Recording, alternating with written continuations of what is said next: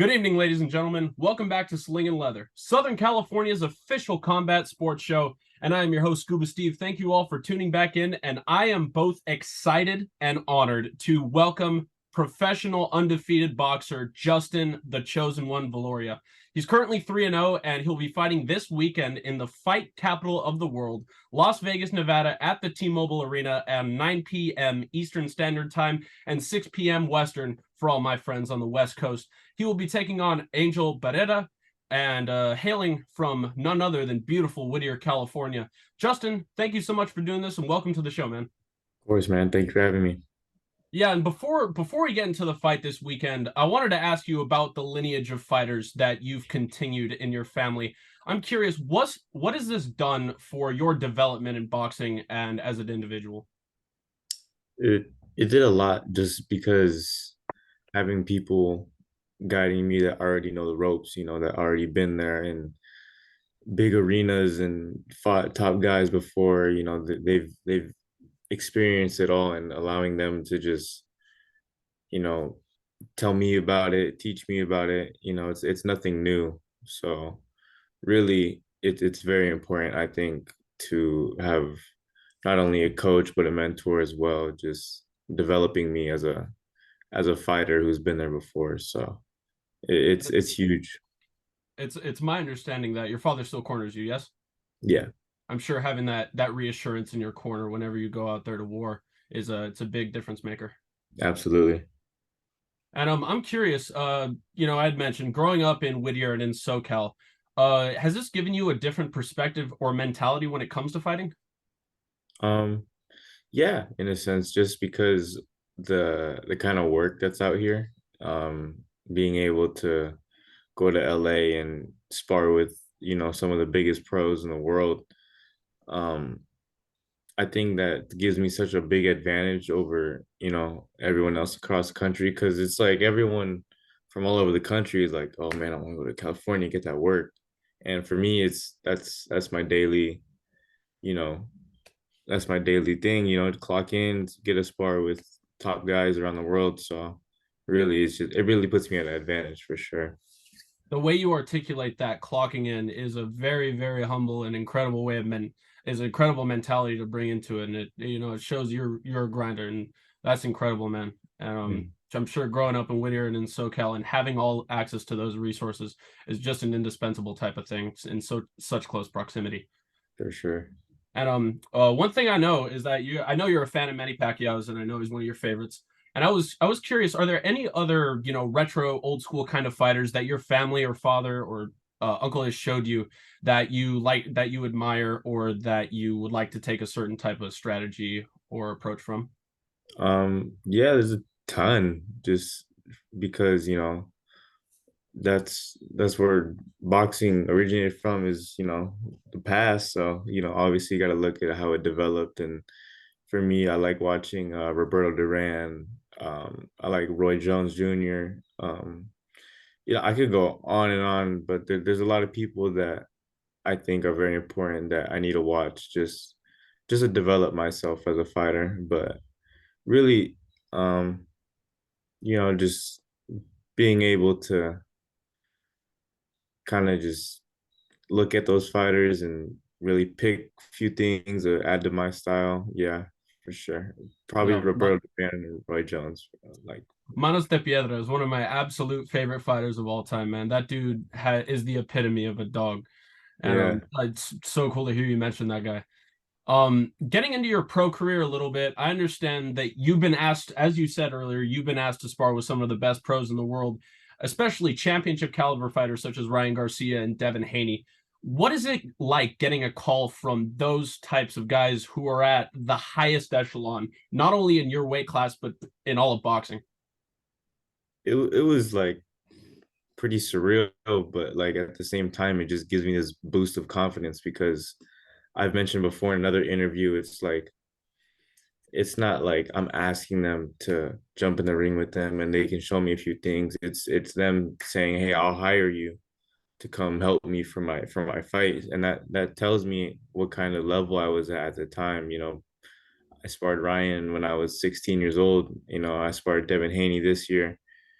Um, So really, just ever since that, it's just been them along with other top pros. It just really gives me confidence in the ring, because I'm gonna step in with the guy who doesn't have that same kind of caliber that undisputed world champion has, or Mhm. someone who's been in the ring with the people Ryan has been in the ring with. So, you know, really just gives me a lot of confidence.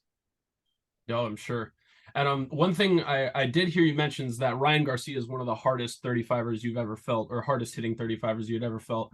What Yeah. is it? What is the stuff that goes through your head when you see him doing those body shot challenges, and you got a guy so big like Francis Ngannou just taking left hook after left hook to the body and just laughing at him?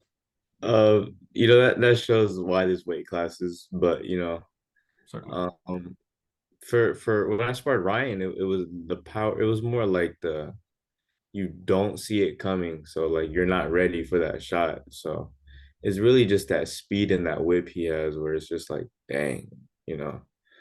Um, but seeing those body shot challenges, they're funny. They're funny for sure. But it's kind of different when you get a brace for it, because you're ready for it. It's those shots that you don't see at all, where it's like, dang, that's what puts you out. Oh yeah, and I'm having some of the fastest hands in boxing and competing against that is probably just, your mind's probably running through so much at once. Yeah, for sure. And I know you're currently fighting under the Premier Boxing Champions promotion, and they've afforded you some absolutely incredible opportunities, and Mhm. on some of the biggest cards this year. The biggest one being Terrence Crawford versus Errol Spence. I'm curious, how valuable is it to be in those positions so early in your career, and what type of things has it done to uplift your name and your career as a whole? It's extremely valuable. One, just being a part of history, that was a huge fight. And not only that, but I get to have experienced this early in my career in those big arenas, those lights, so eventually when I'm ready to be on that main card or fight for that title under those arenas, it's nothing new to me. I've been there since the beginning at that time. So it's huge. Honestly, it's really blessed just because it happened so fast. It's only my third fight, and I was fighting at the T-Mobile Arena. And not only that, but my third fight came within months. I just turned pro back in April, I, so it's huge for me, and especially going back there this weekend. I'm gonna have a lot of fun with it. oh, I'm sure, man. And I was just about to say, all four of your professional bouts have not only occurred this year, but they've happened within the span of 6 months. Yeah. What has allowed you to stay active when it comes to, when some fighters can take almost a year between fights to, recover and develop? What has allowed you to stay so active? Really just I love being in the ring. For each fight is just like I exit the ring and I'm like, dang, I want to get back in there, because I don't know, I just feel like I have so much fun in there. Not only that, I've those fights I've dominated, so I didn't take a lot of damage. So stepping out of the ring, we talk with my pops, we're ready for another one. So, we No, let them know and they give me that fight day. in your first couple fights, sorry to cut you off, I was just You good? blown away by your maturity in there and your poise under pressure. That's what completely stood out to me. And I'm like, in the span of 6 months, this dude's a machine. I'm just like, this guy's nuts.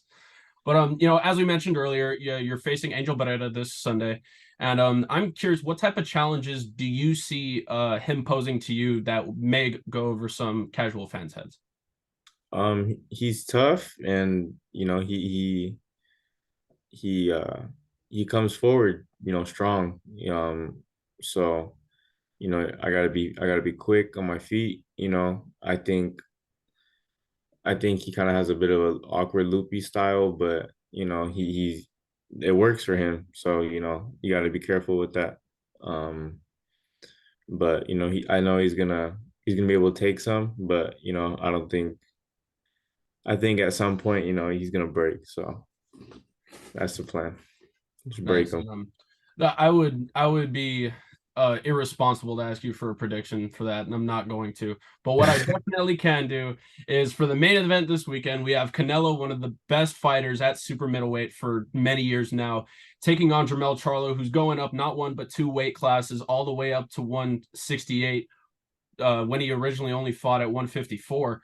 Um, what do you see the difference being there? Do you see this being a size problem, or do you see this being more of a speed sort of issue? I think just the experience Canelo has is just surpasses Jermel, but I'm gonna hand it to Jermel on the athleticism side, uh, just because I don't know, just the way he moves. He could box. So I know I really have Canelo winning just because the experience. I feel like Jermel isn't gonna move as much as he would like to, just because I think Canelo's gonna break him down over time and cut the ring off, slowly, just slowly break him down. I think he's gonna do what Canelo always does, which is pretty much break his fighters down to a late stoppage. That's what I see it. Do you think it's going to be sort of like a reverse Bivol situation where Canelo's the forward pressuring fighter while Jermel will be on the back foot, similar to that, or do you Oh, see for it being sure. its own fight entirely?